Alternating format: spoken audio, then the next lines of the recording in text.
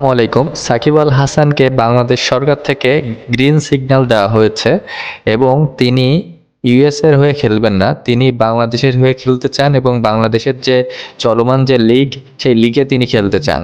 তো তিনি লিগেও নাম লিখিয়েছেন, এটাও শোনা যাচ্ছে। এখন জুলাই গণ অভ্যুত্থানের পরে থেকেই কিন্তু সাকিব আল হাসান আর দেশে আসেননি বা আসতেও পারেননি।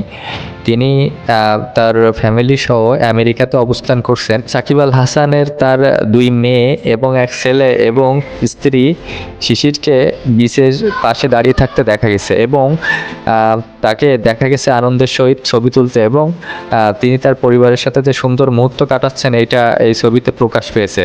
তো তিনি বাংলাদেশে আসতে চান দ্রুত এবং খেলতে চান প্রিমিয়ার লিগে। তো এখন বাকিটা পরবর্তীতে প্রসেসিংয়ের উপরে নির্ভর করবে। এবং সাকিব আল হাসান যে বোলিং অ্যাকশনে সমস্যা ছিল এটাও অনেকটা কাটিয়ে উঠেছেন এবং তিনি এই মার্চেই তিনি আবারও পরীক্ষা দিবেন। তিনি একটা ইংলিশ কোচের আন্ডারে এতদিন কাজ করেছেন, তো সবকিছুই মোটামুটি সবকিছুই ভালো চলতেছে বলেছেন সাকিব আল হাসানের। পরীক্ষায় তিনি উত্তীর্ণ হয়ে আবারও তিনি দেশের জার্সিতে মাঠ মাতাতে চান, এটাই জানিয়েছেন তিনি। এখন ইদানিংকালে শোনা যাচ্ছে যে তিনি বাংলাদেশে আসার চেষ্টা করতেছেন এবং তিনি বরাবরই আসতে চাইতেন এবং বাংলাদেশে হয়ে খেলতে চাইতেন, কিন্তু তার এই আসতে চাওয়া এবং খেলতে চাওয়া এর ভিতর কি কোনো কিন্তু আছে? এই বলতেছে যে বাংলাদেশে তার অনেক সম্পদ আছে, সেইগুলো থেকে যে মুনাফা এবং সেইগুলো থেকে যে টাকা পয়সা সেইগুলো তিনি নেওয়ার জন্য তিনি আসার চেষ্টা করতেছেন।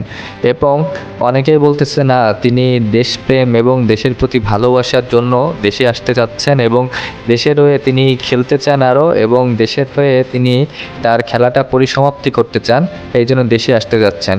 তো এটা অবশ্যই কার কি মতামত এটা দেখার একটা ভিন্ন মতামত অনেকেরই আছে এবং ভিন্ন সমর্থন করতেছেন।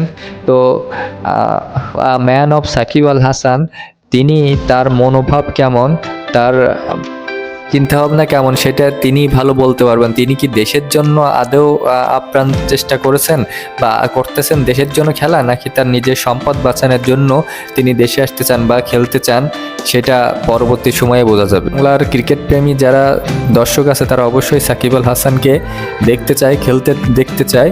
তো তিনি আবারও খেলায় ফেরত আসুক, এটাই সবার কাম্য। তো ভিডিও ভালো লাগলে অবশ্যই লাইক, কমেন্ট, ফলো, সাবস্ক্রাইব করবেন। ধন্যবাদ।